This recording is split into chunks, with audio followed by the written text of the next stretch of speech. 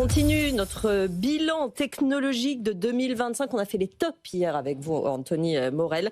On a fait les coups de cœur. On va parler des déceptions, des flops aujourd'hui. Bah oui, c'est logique, oui. Évidemment. C'est toujours un peu plus dommage de s'interroger là-dessus. Mais c'est vrai qu'il y a eu aussi un certain nombre de déceptions. Alors, si on a vu que des flops d'il y a quelques années donnaient des tops hier. Exactement. Donc voilà, rien n'est définitif. Mais quand même, alors si on devait retenir un produit ou une catégorie de produits qui ont déçu, c'est les téléphones ultra fins. Vous savez, il y a eu énormément de hype autour de l'iPhone Air notamment. C'était aussi le cas chez Samsung avec son Galaxy Slim.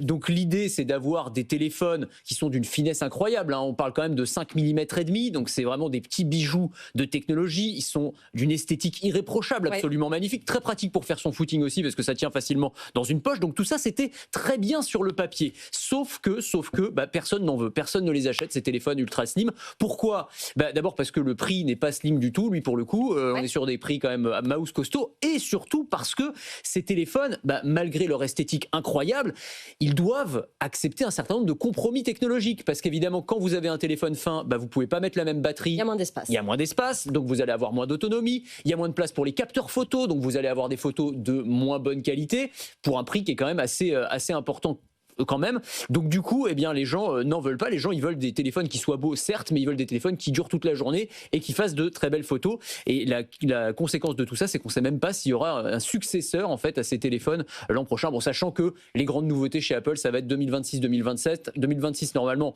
premier iPhone pliant, c'est ce à quoi on s'attend. Et 2027, ce sera les 20 ans de l'iPhone. Donc là, on s'attend à un modèle vraiment exceptionnel. Iconique. On verra, on aura le temps d'en parler. On verra ça effectivement. Et autre déception, des millions d'ordinateurs parfaitement fonctionnels qui sont devenus obsolètes du jour au lendemain à cause de Windows 10. Oui, c'est ça, la fin de Windows 10. Alors ça a été une catastrophe, surtout en termes de communication, parce qu'on pouvait s'attendre effectivement à la fin des mises à jour de Windows 10, mais la façon dont Microsoft y est pris, c'était quand même pas extrêmement habile. Donc en fait, du jour au lendemain, on s'est retrouvé avec, il faut passer à Windows 11, sauf qu'il y a plein d'ordinateurs qui ne sont pas compatibles parce qu'ils n'ont pas les bons composants, et donc l'alternative, c'est changer votre ordinateur, même s'il fonctionne parfaitement, même s'il est relativement récent. Alors sous la pression en Europe, Microsoft a dû mettre en place un programme de mise à jour gratuit pendant 1 an, mais ça ne fait que repousser le problème. Dans 12 mois, enfin un peu moins maintenant, on va se retrouver face à au même choix. Il va falloir en fait changer d'ordinateur ou accepter de passer à Windows 11. Alors le problème, c'est qu'il y a plein de gens en fait qui ne vont rien faire, qui vont dire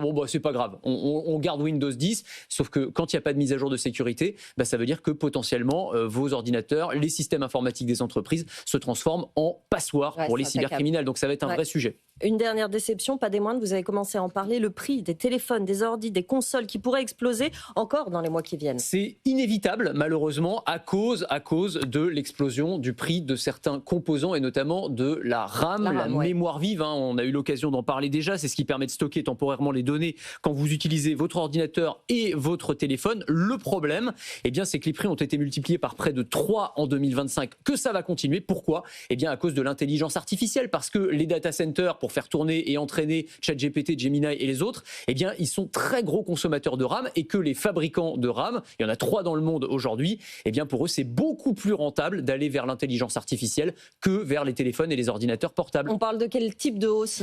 En gros, la RAM c'est 10 à 15% du prix de fabrication d'un téléphone, donc ça va être répercuté en grande partie sur le consommateur. Donc sur un téléphone entrée de gamme, ça va être 10-15 €, sur un téléphone haut de gamme, ça va être plutôt d'une centaine d'euros. 100 à 150 €. C'est pas rien.